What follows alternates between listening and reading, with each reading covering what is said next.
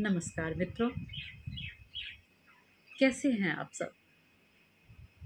बहुत दिनों के बाद आपके समक्ष रूबरू हुई हूँ। जब मन में कुछ उमड़ता घुमड़ता है तो लगता है कि आप लोगों से उसे शेयर कर लो।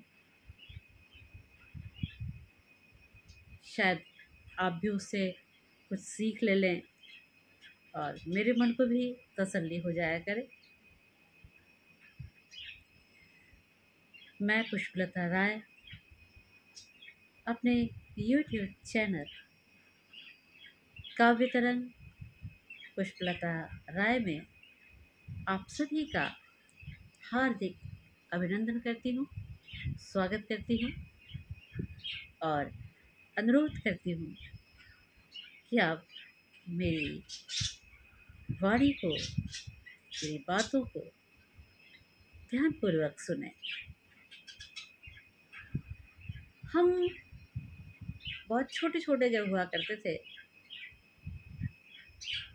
तो मेरे पापा अक्सर मुझे बहुत सारी सीखें दिया करते थे और उनकी एक बहुत अच्छी आदत थी कि वो जब उन्हें पहली तारीख को अपनी तनख्वाह मिलती थी तो वो मुझे मेरा हाथ पकड़कर गीता प्रेस ले जाया करते थे और गीता प्रेस पे मुझे एकदम निश्चिंतता के साथ वो उस समय कल्याण लिया करते थे। वहाँ से पाक्षिक पत्रिका हुआ करती थी आध्यात्म से संबंधित, तो मुझे भी वो वहाँ पर छोड़ दिया करते थे कि अपने मनपसंद जो भी किताब तुमको 2, 3, 4, 5 चुननी हो उसे चुन लो, जिससे महीने भर जब भी तुम्हें खाली समय मिलता है तुम उसको पढ़ा करो। और ज़्यादातर वो नैतिक शिक्षा से ही संबंधित किताबें हुआ करती थी और हम बड़े शौक़ से लिया करते थे, शौक़ से पढ़ा करते थे।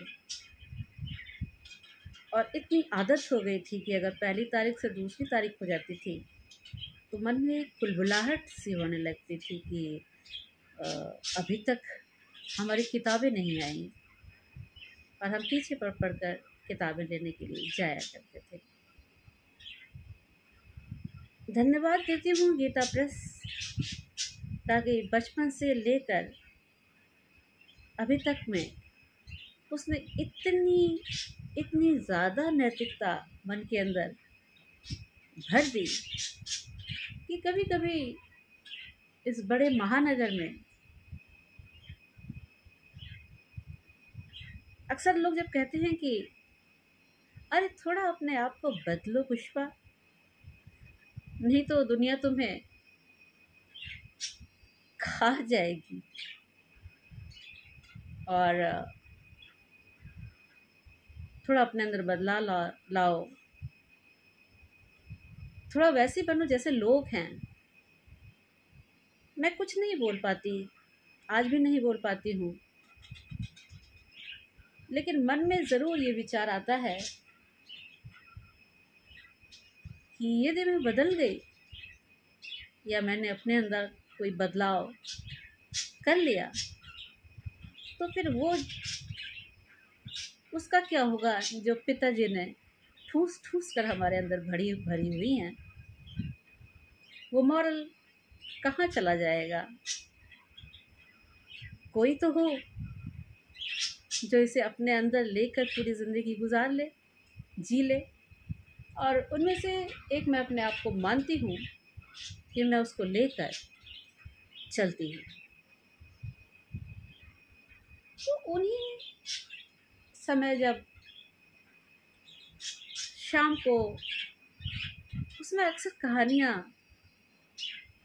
पापा दादा सुनाया करते थे जब मैं कभी कभी स्कूल से परेशान होकर आती थी और उनसे कहती थी कि ये बात हुई, वो बात हुई, उसने ऐसे कह दिया मुझे, वो ऐसे कह के निकल गया और मैं परेशान हूँ, तो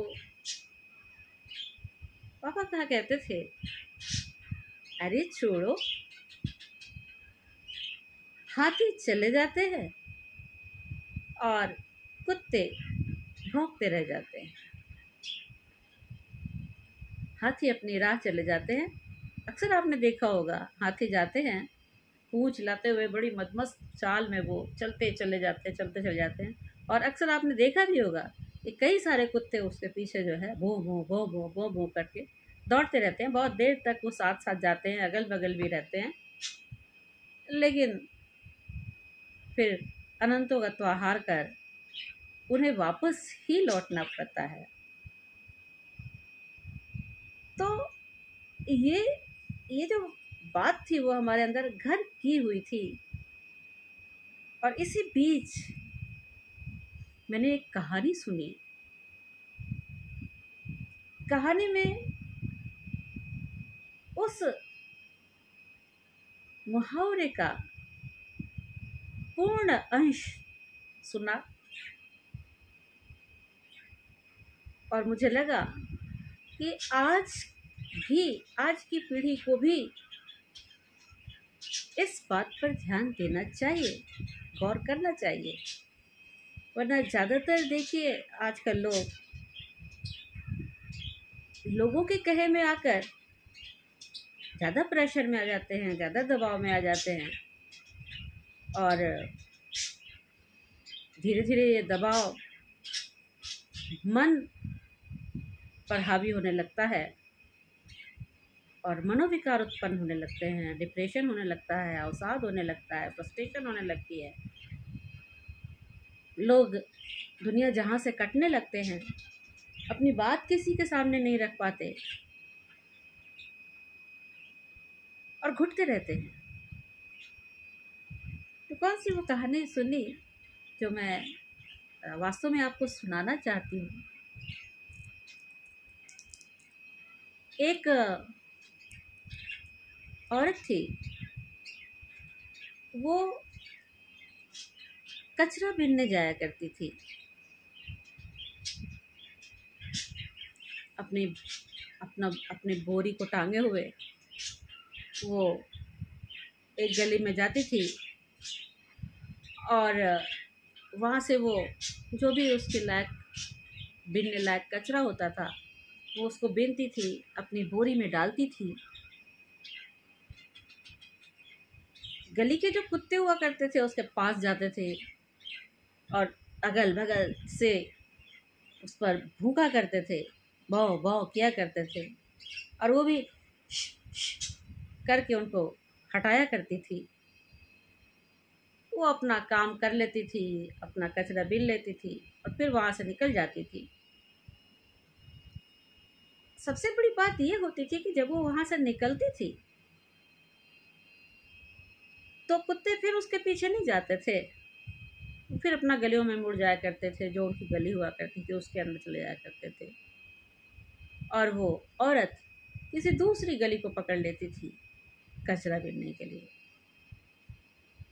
दूसरी गली में भी जब वो जाती कचरा बीनती तो 5-6 कुत्ते फिर उसके आगे पीछे हो जाते, फिर वो भौं भौं करने लगते, फिर वो उन्हें शी करके हटाती और फिर वहाँ से भी जितना कुछ उसके लायक होता वो अपनी बोरी में भरती और फिर वापस निकल जाती।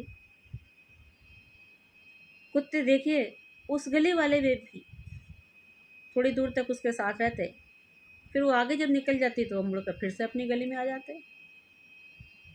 ऐसे ही तीसरी गली, चौथी गली, 5वीं गली, 6ठी गली, 7वीं गली, 8वीं गली, 9वीं गली, 10वीं गली, गलियों पर गलियाँ वो जाती रहती थी, कचरा बीनती रहती थी। उस गली के कुत्ते भौंकते थे, फिर वो वापस चले जाते थे और ये प्रक्रिया चलती रहती थी। शाम तक वो हर गली, जितनी भी गलियों में वो जाती थी, वहाँ से कचरा लेकर फिर उनको बेचती थी और 500, 600, 700 या कभी कभी कचरे के अनुसार 1000 रुपये भी उसके हो जाया करते थे, फिर उसको लेकर बड़े शान से निकल जाया करती थी।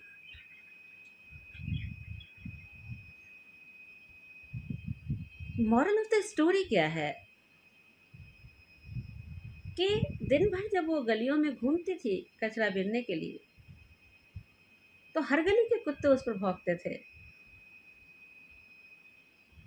हर गली के कुत्तों को वो धता बता देती थी। उसका अपना काम था, बेशक वो कचरा बीनने का ही था। वो बीनती थी और उसे इकट्ठा करती थी, शाम तक करती थी और बेचकर उससे पैसा ले लेती थी। भौंकने वाले कुत्तों से उसे कोई फर्क नहीं पड़ता था। तो यहाँ से हमें ऐसा लगता है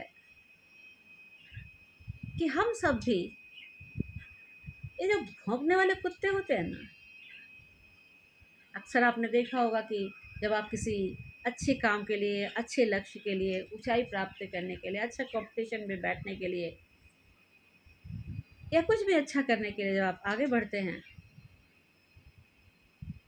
तो खींचने वाले आपको पीछे की तरफ बहुत ज़्यादा हो जाते हैं, बहुत ज़्यादा हो जाते हैं।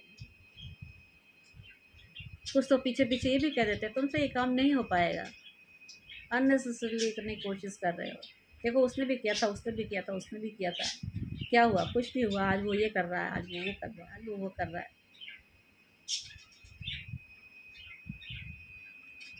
लेकिन यहीं पर हमें सबसे ज़्यादा धैर्य रखने की ज़रूरत होती है, सबसे ज़्यादा धैर्य रखने की ज़रूरत होती है। क्योंकि यदि दूसरे ने पीछे खींचा और हम उसके साथ पीछे खिंच गए, उसके जाल में आ गए, उसके चंगुल में आ गए और अपनी दिशा बदल दी, तो जैसे ही हम अपना धैर्य खोएंगे, जैसे ही हम अपने मन को ये देखेंगे कि नहीं हम ये काम नहीं कर सकते, तो ध्यान रखिएगा, मन की हारे हार है और मन के जीते जीत। मन यदि किसी काम को करने के लिए एक बार को भी ना कह देता है तो समझ लीजिए आधी हार हो गई हमारी।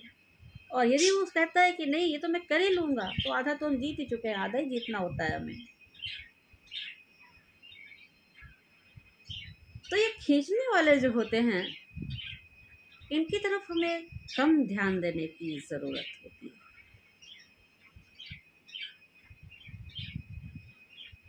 अगर यहाँ पर हम अपने आप को मजबूती से स्थापित कर लेते हैं और अपने लक्ष्य को, लक्ष्य मतलब लक्ष्य भी महान होना चाहिए, ऐसा नहीं, महानतम लक्ष्य जिससे आपका, परिवार का, समाज का, देश का,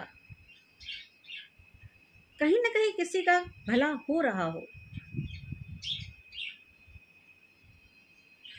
तो निश्चित तौर पर यदि आप पीछे नहीं हटते हैं तो आपको आगे बढ़ने से कोई रोक नहीं सकता है।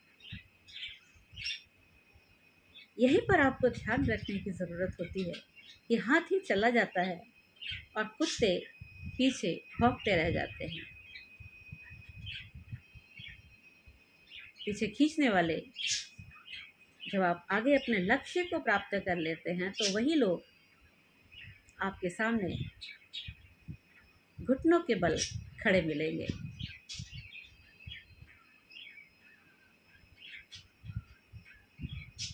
तो इस मुहावरे के भीतर जो एक बहुत बड़ा संदेश छुपा हुआ है कि हम कभी भी लोगों के बहकावे में आकर अपने लक्ष्य से विचलित ना हो, अपना आत्मविश्वास ना खोएं, अपना हिम्मत और हौसला बरकरार रखें, राह में आने वाली कठिनाइयों का आकलन करें, उन्हें दूर करने का भरसक पूरा प्रयास करें। ध्यान रखिएगा कि किताबों से अच्छा कोई मित्र नहीं होता। हम जगह जगह, बहुत लोगों की आदत होती है कि ये कोई भी समस्या होती है तो कहते हैं मैं इतने लोगों से सलाह ले लेना चाहता हूँ, इससे भी पूछेंगे, उससे भी पूछेंगे, उससे भी पूछेंगे, उससे भी पूछेंगे, और अंततः जितने निष्कर्ष निकलेंगे उसी के बीच खुद में भटक के रह जाते हैं। निष्कर्ष कुछ नहीं मिलता है। जितने ज़्यादा लोगों के पचड़े में आप पड़ेंगे